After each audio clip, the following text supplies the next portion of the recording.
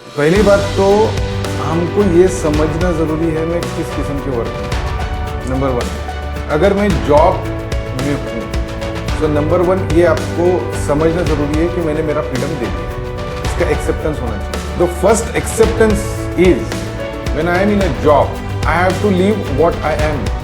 सो हमारा जो सबसे बड़ा फाइट है फ्रीडम को लेके वो ये है, मैं जो हूँ वो मैं कर नहीं पा रहा हूँ, मैं जो हूँ भी या नहीं भी हूँ या हो भी सकता हूँ वो चीज़ों के थ्रू मैं काम कर रहा हूँ। मैं जो हूँ अगर मैं खुला रहता, मैं फ्रीडम में रहता तो मैं मेरे चॉइस के हिसाब से काम चूज करता, मेरे चॉइस के हिसाब से मैं वेंडर चूज करता, मेरे चॉइस के हिसाब से मैं कस्टमर चूज करता। ये जो फ्रीडम की हम बात करते, इस किस्म के फ्रीडम की हम बात करते, उसके लिए आप एक एंटरप्रेन्योर हो। लेकिन जब आप एक जॉब चूज कर रहे हैं, जॉब हम क्यों करते हैं? कमाने के लिए। सो कमाने के लिए जरिया हमने क्या चूज किया? जॉब। तो लेकिन फिर भी हमने एंटरप्रेन्योर नहीं बना, हम क्या बने? हम एक एम्प्लॉय बनने को रेडी हैं। तो हम एम्प्लॉय बनने को क्यों रेडी? क्यों? वैसे तो आप एंटरप्रेन्योर में भी बन के कमा सकते हैं, जॉब में भी कमा रहे, तो आपने जॉब चूज क्यों किया?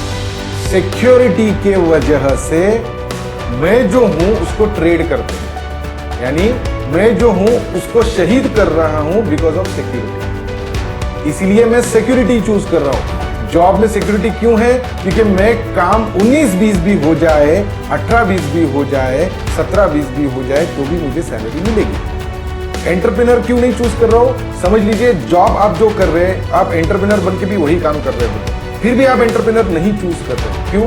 क्योंकि वो जो 18-20 है, 17-20 है, वो आप सहन नहीं कर सकते। वो जो इनसिक्योरिटी है 17-20 होने की, 15-20 होने की, सो वो जो इनसिक्योरिटी है, इसलिए मैं सेम काम भी रहने के बाद भी जॉब चूज कर रहा हूं, लेकिन सेम काम का एंटरप्रेन्योर में एंगल में मैं चूज नहीं करता बिकॉज आई एम ट्रेडिंग।